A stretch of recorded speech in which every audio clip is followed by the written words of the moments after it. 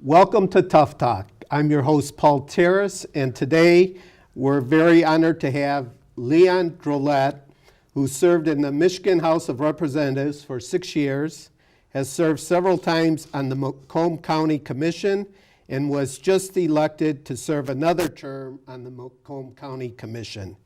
He also spearheaded No Massive Transit Tax, and welcome, Leon. Well, Paul, thanks for having me.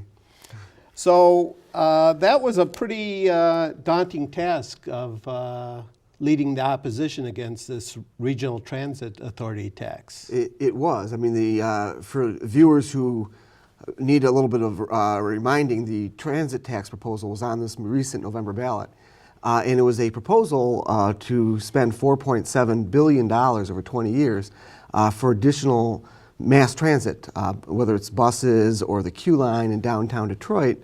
And it was the proposal was very narrowly defeated by a little less than 1% in November, including went down very narrowly here in Oakland County by about 1,000 votes countywide. Went down by a bigger margin in Macomb County. But a lot of people don't realize it also was defeated in Wayne County if you take out the city of Detroit. So the only places that actually passed were in the city of Detroit and in Washtenaw County. It was a 4-county proposal. But it did fail, it narrowly failed. And it was a challenging campaign because it really did pit, I look at it as it was a David versus Goliath scenario. We had a lot of grassroots folks that were opposed to this tax increase. But the proponents of the tax proposal, the proponents of the proposal, had spent a number of years putting together the politics of the proposal, the fundraising for the proposal, the infrastructure for the campaign. They spent $500,000 on consultants in Lansing to put together the campaign plan and execute the campaign plan. They spent over $1.5 million on TV ads, and our organization. I work with some taxpayer rights organizations. We were lucky to cobble together between all sources about $62,000 that was spent in opposition to this. Some of it independently, about $10,000 of that was spent by Americans for Prosperity on our behalf. We got a small contribution from my local Republican Party, but it was really $4 million by the proponents of this tax versus $62,000 by the opponents. So it's a big win. Now, you said the proponents, were there some big donors to that? Yeah, absolutely. They raised a little over $4 million according to their campaign finance reports. A lot of it came from foundations like the Kresge Foundation, but a lot of other donors were like the Illiches, who obviously own the arena, Dan Gilbert downtown. And a lot of these had interest in the Q line, the trolley that runs between Illich's new arena and Gilbert's buildings downtown. And some of these, like Mr. Illich, really don't pay much in the way of property taxes on that building. They get tax credits and tax exemptions and $300 million in subsidies. So what they wanted to have is a trolley that benefits their building that they're getting subsidized for, but they want everybody else to pay for it. It's a privately owned trolley currently. They wanted, substantial taxpayer subsidies for their private trolley that for their benefit in the Q line. It may be a fun thing to do, it may be an interesting tourist thing, but it's not mass transit. I mean, nobody's going to take the Q line to get to a doctor's appointment or to go visit their grandkids. It's a very short track that benefits a very small number of people. So they were kind of, it was a self-serving interest for them. For a lot of them, yeah. I mean, there were some people who I think generally believe that mass transit would be beneficial to the region, enhanced mass transit. But there's the folks who earnestly believe that. I think they mistake a number of things about our region. One of those things is Metro Detroit is very different than Manhattan or downtown DC. We are very you're geographically spread out. Having mass transit that people are going to want to take as opposed to driving makes sense in Manhattan. You can't drive anywhere. You know, it makes sense in DC where people all work right downtown, and there's mass gridlock. In Metro Detroit, we're a little bit more dispersed. People work in Oakland County, they work in Macomb County, they work in Detroit. Driving is their preferred option. And the data shows that no matter how much is spent on mass transit in cities that are not on the East Coast, in cities that developed after the car was invented, that it doesn't mean more riders. Huge amounts of money are spent in Los Angeles, for example, trying to tempt people to get onto a bus or a trolley, and they don't. They're just built around the car, the same way we are, so it doesn't matter how many buses you roll, it doesn't mean they're going to be full. And we see that today. With $300 million spent on mass transit today, hardly anybody ever takes the bus. Now, you were trying to fundraise for the opposition. Did you run into problems there? Yeah, you know, I admittedly took on this opposition to this proposal late. I had my own primary. I was running for county commissioner in Macomb County. It was up against an incumbent. I beat him in the primary. And then I just sort of realized, well, that's great. I'm in a safe Republican area for the general. I've got some time on my hands. And so, you know, I saw this proposal that was on the ballot, and I did some math on how expensive it is. I mean, for every single person in Oakland, Macomb, Washtenaw, Wayne, it would be $120 more per year for every $100,000 of taxable value of their home or business. So if you add that up and you multiply by the 20 years of the tax, it's thousands and thousands of dollars for most people. And you know, so I got on the horn and started to try and raise a few bucks to oppose this. And I called some traditional, larger money Republican donors. But I had not anticipated how thoroughly the people who in support of this tax had done their homework quite far in advance. They had contacted a lot of these donors and convinced them to sit on the sidelines. Because I heard from several of the donors that, you know, we agree with you, this is not a good idea, but we already talked to Roger Penske 9 months ago, and Roger Penske convinced us to just stay neutral on it when he couldn't get us to support it. So I ran into that consistently, and that really caused us to have to scratch for $200 donations and $500 donations, while our opponents were getting $200,000 donations and building a big war chest. Wow. Now, I was not aware this proposal called for closing some lanes. Yeah. Would you like to explain what that's all about? Yeah, I wasn't aware initially either on that, but one of the people in our organization, the Michigan Taxpayers Alliance, Simon Haddad, took the time to really comb through the proposal, not just that was on the ballot, but the supporting documents. And the proposal called for closing lanes on places like Woodward, on Gratiot, on Michigan Avenue, and others to create bus-only lanes. So one lane that's existing on Woodward, for example, cars would be banned from being on it. It would be buses only. And that would, of course, increase congestion, not just for people on Woodward, but people driving on Maple or Long Lake and other places, because the bus lanes would have what was called prioritized traffic signals. So when a bus approaches, all traffic would have to stop on the crossroutes every time a bus went by, in addition to the normal traffic signal stopping. So once we knew the details of the plan, we tested these details with some not very expensive polling, because we didn't have that kind of money, but some initial polling. And it showed that, our polling showed that if we read people just the proponents' favorable arguments for the plan, that 61% of people were likely to vote for it. However, once they learned that lanes would be closed to cars, that percentage dropped to under 50%. And so we started focusing on making sure people were aware of the details and the cost of the plan. Also, the other thing that dropped it was when you explain the cost, which our proponents minimized or didn't talk about at all. You know, one thing that's common with people who want to raise taxes is they talk about the economic benefits that will come if you give them money. And so they say, well, these $4.7 billion that we take from citizens would create jobs. and it would be invested in the economy in a sense. But they never talk about what could have been done with that money that they took from people. The fact that people could have paid for a semester of college, that they could have made a car payment, that they could have been an extra trip to the grocery store every month. All that economic benefit they pretend doesn't exist. The only way the money could ever been usefully spent is if you give it to their central planning bureaucrats, because they could make it work, and everybody else is ignorant and doesn't know how to work. Doesn't know how to put their own money to work to improve their communities and their families. Now, we're already paying a lot of money for mass transit, isn't that correct? That is correct, and a lot of people don't realize that because it's buried in the taxes that we think go to other things. For example, 10% of our state gas tax revenue goes toward mass transit in Michigan, including here in Metro Detroit. On top of that, 10% of your annual vehicle registration fee that you pay on your birthday month goes toward mass transit. 10% of your license fees go toward mass transit.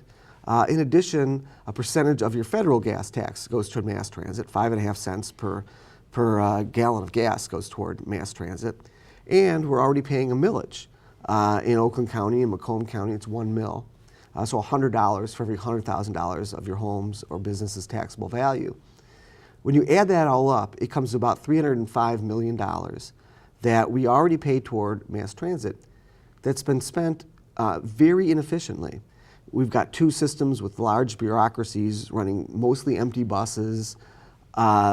They argue that, we need this new regional authority in order to coordinate routes, as if there's no way they could get a bus to cross 8 Mile Road unless they get $4.7 billion. That coordination, cooperation, and making common sense decisions requires billions, and they can't be executed without it.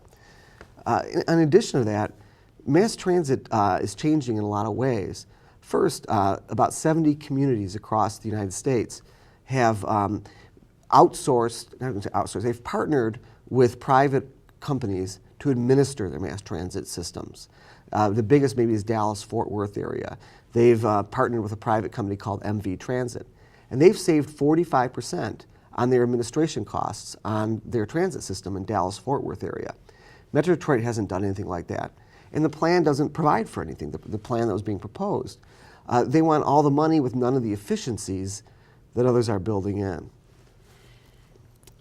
Now, yesterday they just talked about having a testing facility here in Detroit for the driverless cars. Mm-hmm. And it would seem to me that if the state and the cities here are serious about making this a epicenter for driverless cars, wouldn't they incorporate some of this technology into their new transit proposals? Well, Paul, I think you bring up an important part. The transit proposal that was on the ballot, I referred to it as dinosaur proposal because it's a proposal that would lock us down for decades into a 1980s technology of the giant behemoth bus rolling down the street, while transit across the United States is rapidly changing.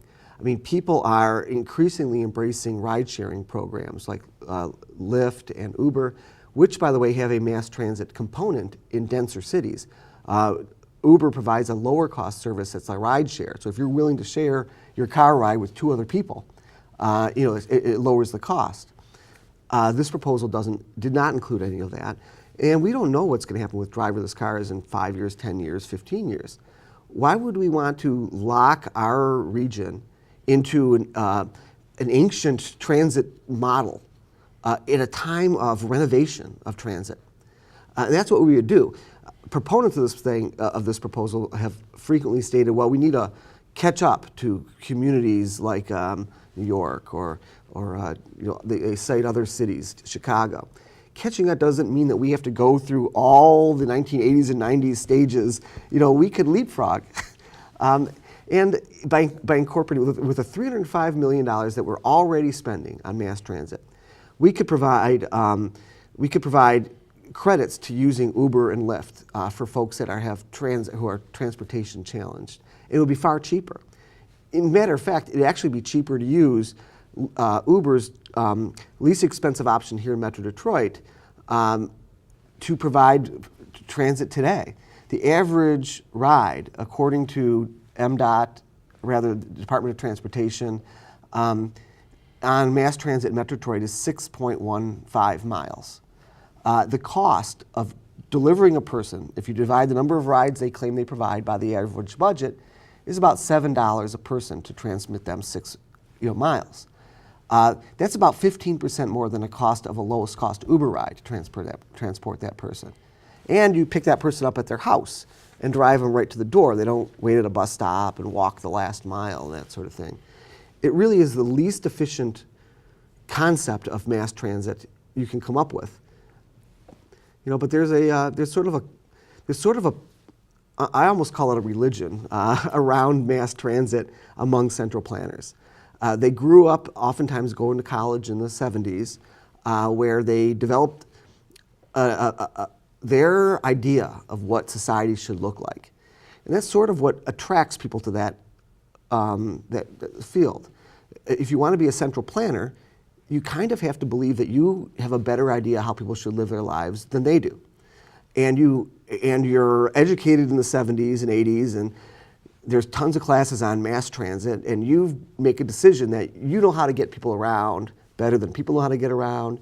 You know where they should work, where they should live, how they should spend their money. And you put together proposals like this that basically take people's money away from their families and say, here's where you should live, here's how you should move, here's how you should work. And I think voters rejected that. They believe that they are better custodians of resources than bureaucracies are, and that they should be able to determine where they want to live and how they want to get to work, and they made that decision on the voting day.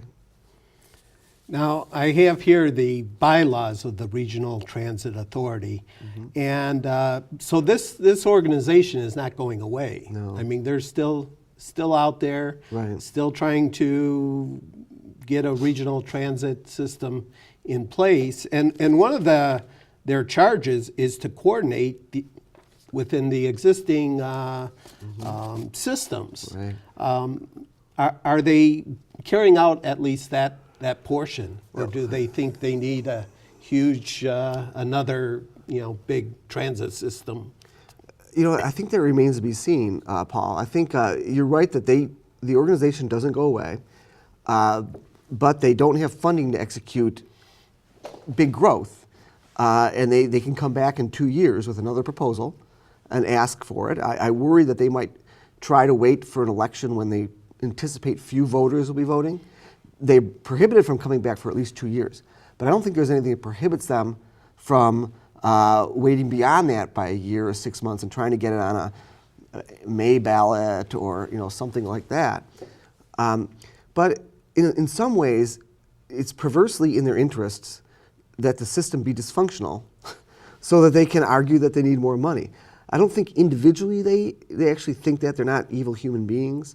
But it's really just simply not, there's no incentive for them to make the best functioning system they can when their long-range goal is more money. But I hope I'm wrong. I hope that they work hard and say, okay, we've got $305 million that we're already taking from taxpayers. What's the best way we can move people around with $305 million? But I fear that requires them to strip away everything that they've come to believe, and so they can rebuild the system from scratch by incorporating private sector, Lyft, Uber, coordinating, privatizing some of their management operations to get, to save money there.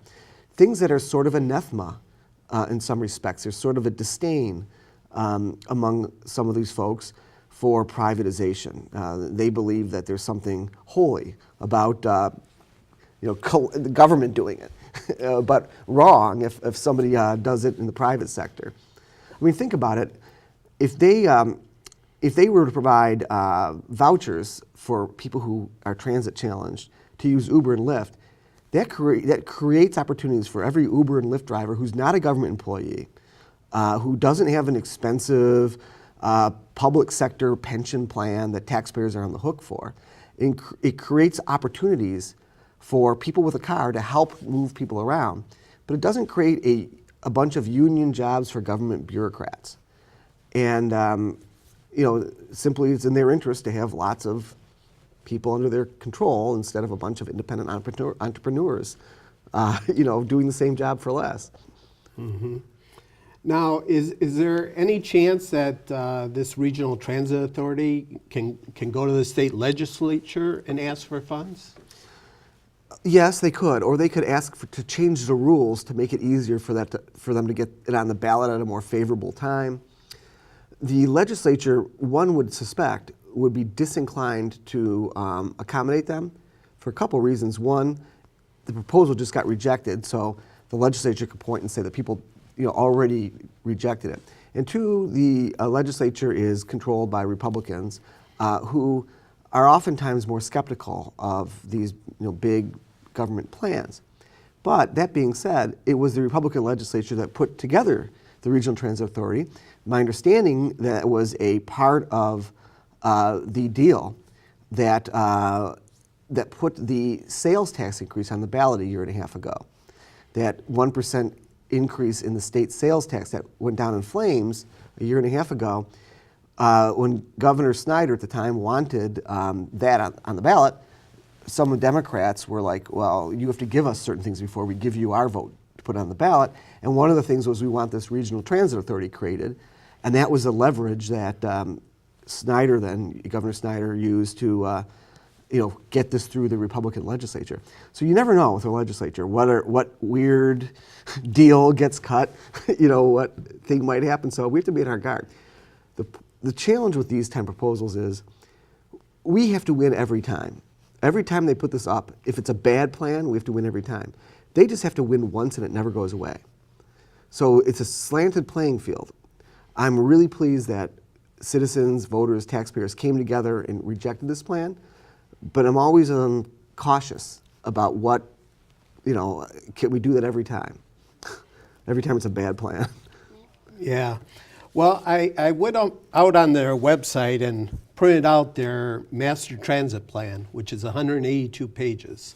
And I looked through it, and they were bragging that they had 15,500 Facebook likes. I mean, and they're pointing to that as engaging the community. Yeah. And when you think the 4 counties, you have probably a population around 4 million people, right, having 15,500. And that was what I saw, the largest number of engagements, people voicing comments. You're looking at 1,700 people or something like that. So they really didn't, as far as I'm concerned, engage the community. Well, our website, nomassivetransittax.org, got over 70,000 visits, who used our tax calculator to calculate what their tax would be.